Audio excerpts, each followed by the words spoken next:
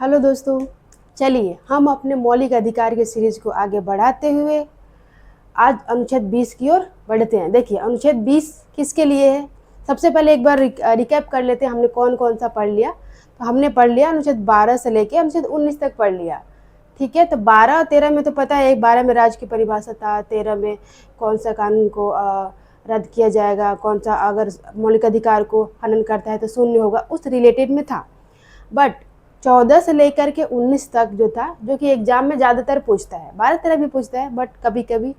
तो चलिए बताइएगा मुझे कि अनुच्छेद 14 से लेके अनुच्छेद 19 में कौन सा जो अनुच्छेद था जो सिर्फ नागरिकों के लिए था, और कौन सा अनुच्छेद था जो नागरिक के साथ साथ विदेशी नागरिक के लिए भी था।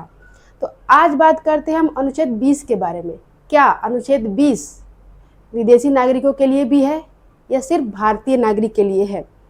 और एक और पॉइंट इसमें है कि क्या अनुच्छेद 20 आम नागरिक के लिए है, आम पब्लिक के लिए है या कुछ और। तो चलिए देखते हैं हम अनुच्छेद 20 को। अनुच्छेद 20 अपराधी ठहराए जाने पर संरक्षण प्रदान करता है। इसका मतलब क्या हुआ कि मान लीजिए कोई व्यक्ति को पहले ही आप कुछ उसके ऊपर इल्जाम लगा, तो आप उसे अपराधी नहीं ठहरा सकते।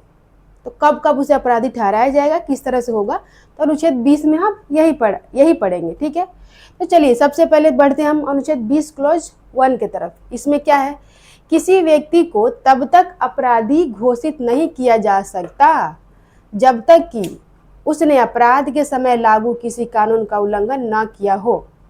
मान लीजिए अगर किसी के ऊपर इल्जाम लगा कि उसने अपराध किया है, ठीक है, तो जब उसके ऊपर ये इल्ज़ाम लगेगा अपराध करने का, तो उस टाइम जो कानून बना होगा, ठीक है, उस टाइम जो कानून बना होगा उस कानून का अगर उसने उल्लंघन किया है तभी वो अपराधी कहलाएगा। अगर वो उल्लंघन नहीं किया हो तो वो अपराधी नहीं कहलाएगा।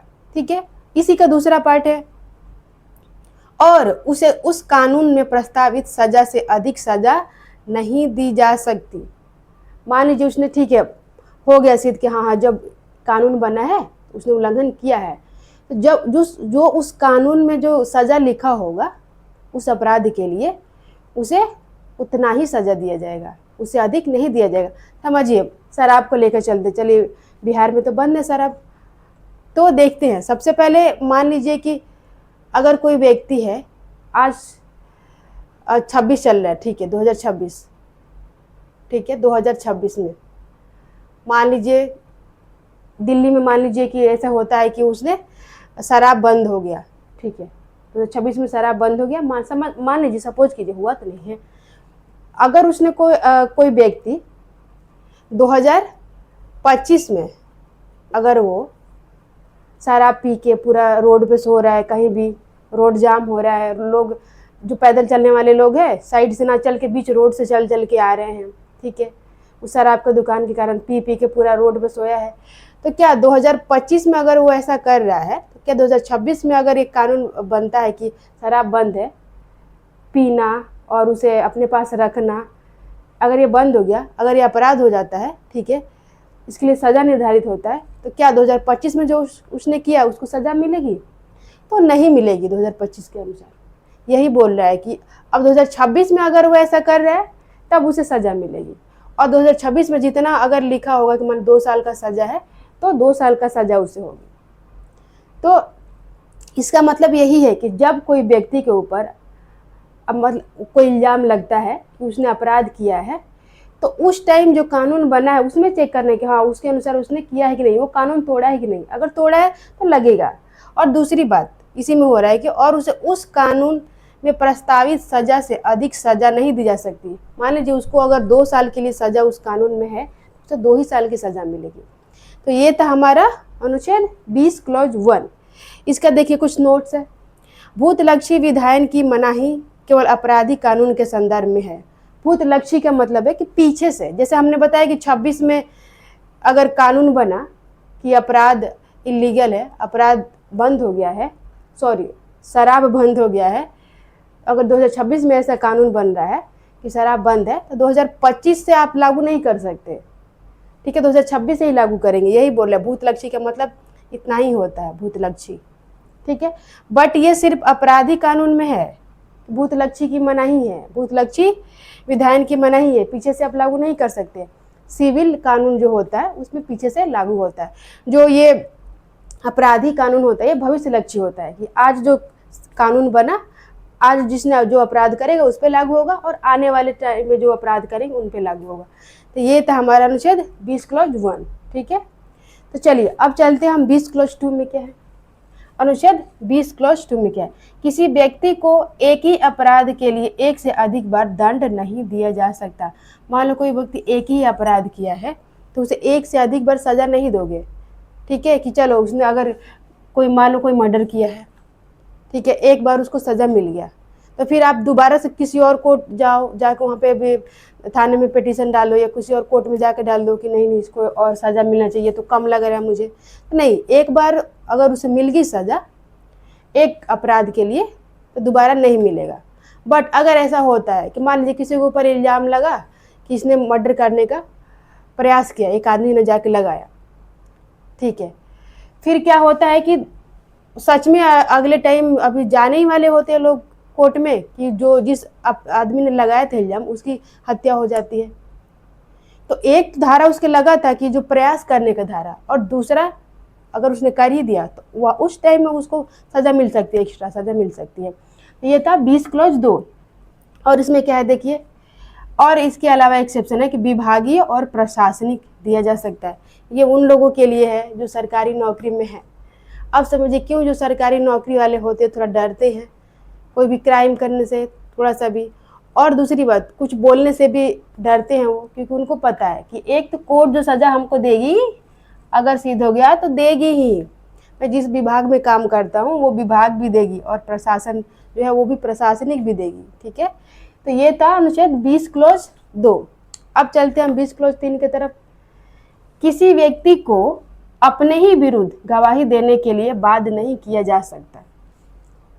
मान लीजिए कोई व्यक्ति है, उसके ऊपर चार्ज लगता है कि इसने मर्डर किया है, तो आप उसी व्यक्ति को बाध्य नहीं कर सकते गवाही देने के लिए कि अब बोलो कि मैंने किया है। अगर वो बोलता भी है तो वो कोर्ट में मान्य नहीं होगा। अगर वो कोर्ट में जाके बोलेगा तभी मान्य होगा, बट पुलिस के सामने अगर वो बोलता है, कबूल करता है, तो वो मान्य नहीं होगा। अब सोचिए ऐसा बनाने की ज़रूरत ही क्यों पड़ा। आपको पता है अपने देश में अगर किसी ने अपराध नहीं किया है तो कुछ पुलिस वाले ऐसे हैं जो उनको मार मार के 3rd डिग्री टॉर्चर दे दे के क्या करेंगे, बोलेंगे कि बताओ, बोलो कि मैंने ही किया है, कबूल करवा लेंगे उसको। तो इस चीज़ से बचने के लिए ये बनाया गया अनुच्छेद 20 क्लॉज 3 बनाया गया। अब सोचिए वो अगर ऐसा हो रहा हो, ऐसा हो रहा था तभी तो ऐसा हो रहा था, तभी तो ऐसा जो हमारे संविधान निर्माता थे उन्होंने ऐसा क्लॉज डाला, क्योंकि उनको पता था कि हमारे पुलिस वाले ऐसा कर सकते हैं। और आज भी आप लोगों को पता है कि लोग थाने में जाने से डरते, क्यों डरते हैं। तो ये था कि आप बाध्य नहीं कर सकते, बट इसका भी कुछ एक्सेप्शन है। ठीक है, सेल्फ, एक वर्ड देख लेते हैं, सेल्फ इंक्रिमिनेशन, आत्म अभिशंसन की मनाही, वही है। ये जो वर्ड है इसलिए मैंने लिखा है क्योंकि जो एग्जाम होते हैं एग्जाम में ये वर्ड आ जाता है, सेल्फ इंक्रिमिनेशन के बारे लिख देगा, हम समझ नहीं है ये है क्या। आत्म अभिशंसन, तो यही है कि आत्म अभिशंसन, सेल्फ इंक्रिमिनेशन की अपने विरुद्ध गवाही देने के लिए मना किया जाएगा, आपको मनाही है। अगर ठीक है, बहुत लोग क्या करते हैं कि चलो पुलिस के सामने कबूल कर लिया, कम से कम मार तो नहीं खाएंगे, और कोर्ट में जाके बोल दिए कि नहीं नहीं पुलिस ने हमको से ज़बरदस्ती बुलवाया है, मैंने नहीं बोला, मैंने इसलिए कबूल कर लिया क्योंकि उन्होंने बुलवाया है।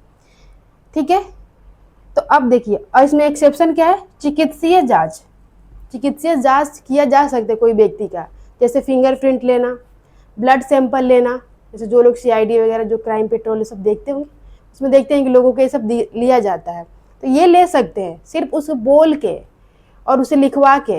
ये 2 चीज़ की मनाही है कि तुम बोलो कि मैंने ही ये क्राइम किया है, लिख के दो पुलिस के सामने। अगर वो लिख के दे रहा है और बोल रहा है तो वो मान्य नहीं होगा, अगर कोर्ट में जाके बोलेगा तो वो मान्य हो जाएगा। अब देखिए एक 2 चीज़ें, नार्को टेस्ट और लाई डिटेक्टर, ये करवाया जा सकता है। नार्को टेस्ट में क्या होता है, नार्को टेस्ट में आदमी को कुछ ऐसे दवा दिया जाता है जिसमें वो अपने उसकी सोचने समझने की क्षमता वो अपने अपने आप से नहीं सोच पाता, उस टाइम हिप्नोटाइज टाइप का हो जाता है। फिर उसके बाद उससे सवाल किया जाता है, तो वो जो बोलेगा वो ज़्यादा सोच समझ के नहीं बोलेगा, तो बहुत सारे पुलिस को उसे इन्फॉर्मेशन मिलती है। बट इसको भी ऐसे ही नहीं ले सकता, पुलिस ऐसे ही नहीं कर सकता है, उसके लिए कोर्ट से परमिशन लेना पड़ता है, जरूरी है कोर्ट से परमिशन लेना। एक होता है लाई डिटेक्टर। लाई डिटेक्टर में इसमें कोई केमिकल नहीं दिया जाता है, जस्ट एक मशीन होती है, आपसे सवाल पूछा जाएगा, अगर आप झूठ बोलेंगे तो अलग तरह के हार्मोन्स रिलीज होते हैं अपनी बॉडी में, तो ऐसे पता चलता है। तो ये भी करवाया जा सकता है, बट कोर्ट के परमिशन से। देखिए, ये ध्यान रखना है कि जो अनुच्छेद 20 था, ये किसी व्यक्ति को बोल रहा है, किसी व्यक्ति को। इसका मतलब क्या हुआ? किसी व्यक्ति का मतलब है कि ये भारत के नागरिक और विदेशी दोनों के लिए है अनुच्छेद 20।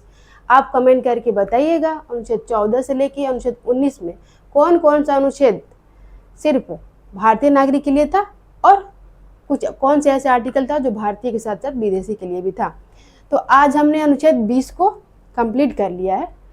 तो कल हम पढ़ेंगे अनुच्छेद, नेक्स्ट वीडियो समझ लीजिए, कल नेक्स्ट वीडियो में अनुच्छेद 21 को, जो कि बहुत ही ज़्यादा इंटरेस्टिंग है, जिसमें बहुत सारे सुप्रीम कोर्ट के केसेस है, बहुत सारे बहुत ज़्यादा एक्सपांड किया गया है।